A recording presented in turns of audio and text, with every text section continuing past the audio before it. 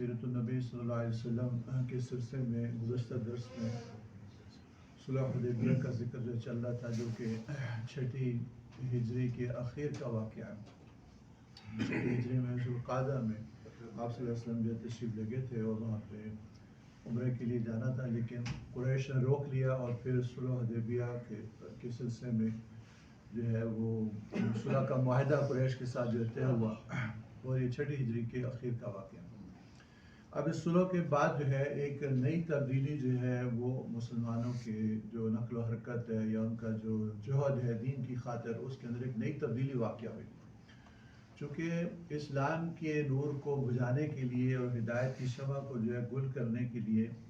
جو طاقتیں جو ہے وہ اس کے خلاف عمل کر رہی تھیں، ان کے اندر سب سے بڑی طاقت اور سب سے دشمنی کے اندر بڑھ چڑھ کے کوشش کرنے والے وہ قریش مکہ تھے۔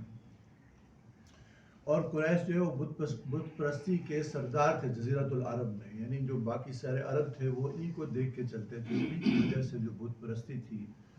وہ جو ہے وہ اس کے اندر یعنی بڑھوتری تھی، اور لوگ بت پرستی کے اندر جو ہے وہ یعنی آگے بڑھتے تھے، اور اسی بت پرستی کی وجہ سے یہ اسلام کے دشمن تھے۔ تو گویا یہ قریش جو ہے ان کے ساتھ سلوک کرنے کی وجہ سے مسلمانوں کو ایک طرح سے جو دشمنی کے 3 بازو تھے، یعنی ایک قریش اور ایک باقی عرب کے بدو، اور تیسرا جو یعنی احزاب میں سے تھا تیسرا بازو وہ تھے یہود۔ تو ان میں سے جو سب سے مضبوط اور ہٹ درم جو دشمن تھا یعنی قریش مکہ، ان سے مسلمانوں کو جو ہے وہ امن جو ہے وہ نصیب ہوا صلح حدیبیہ کی وجہ سے۔ تو اب ایک نیا دور اس طور سے شروع ہوا کہ جو باقی بت پرست تھے غطفان اور یہ باقی قبائل، یہ بھی چونکہ قریش کو دیکھ کے چلتے تھے، یہ بت پرستی کے سردار تھے، تو یہ غطفان و عربی اور باقی جو عرب قبائل تھے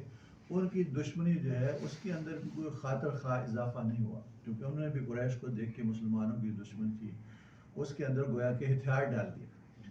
ایک فریق جو ہے یہود، وہ پھر بھی اپنی دشمنی کے اندر جو ہے وہ بڑھ چڑھ کے رہے، چونکہ یہود کا ہم جانتے ہیں کہ 3 قبائل تھے، بنو قینقاع اور بنو قریظہ اور بنو نذیر۔ تو ان سب نے ایک ایک کر کے بدعہدی کی، جو حضور اکرم صلی اللہ علیہ وسلم کے ساتھ معاہدہ کیا ہوا تھا میثاق مدینہ،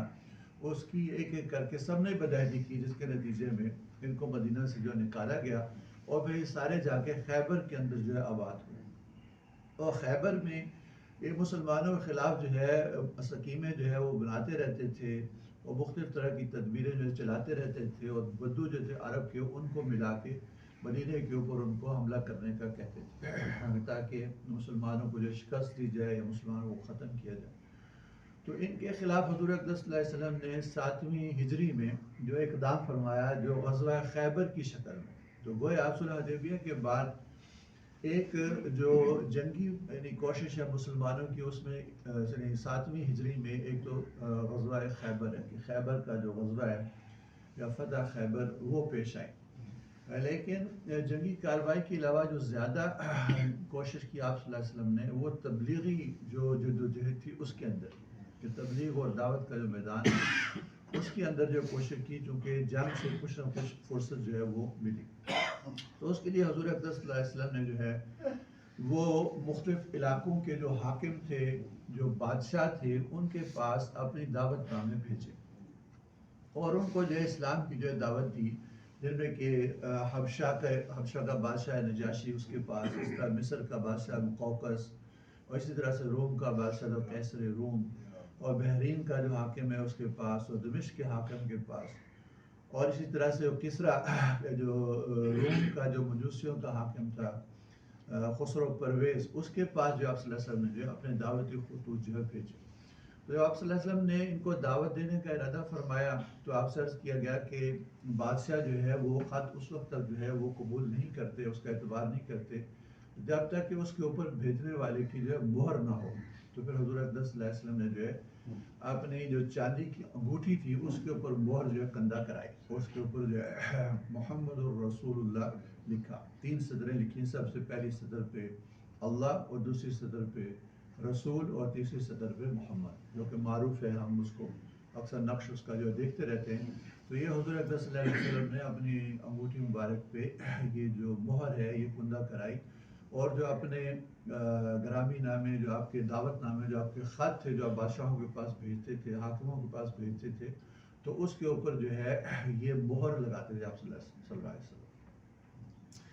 ان میں سے مختلف جو خطوط ہیں ان سب کا مضمون تقریباً ملتا جلتا ہے۔ پہلے ہم جو ہے جو نجاشی جو شاہ حبش ہے، حبشہ کا جو بادشاہ ہے،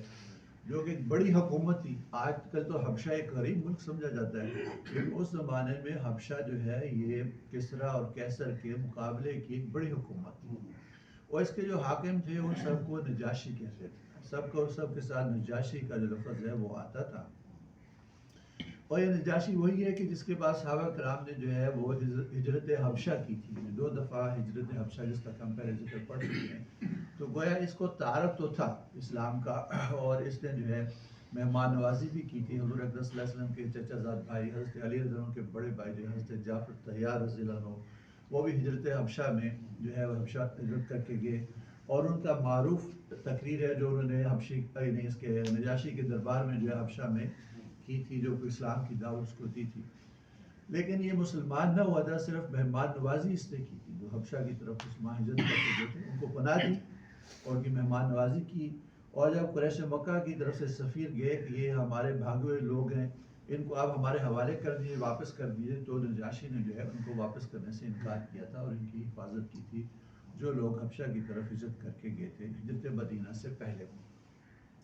لیکن اب حضور اکرم صلی اللہ علیہ وسلم نے جو ہے نجاشی کو جو ہے اسلام کی دعوت دی، اور اس کو جو ہے اپنا والا نامہ، اپنا خط جو ہے بھیجا،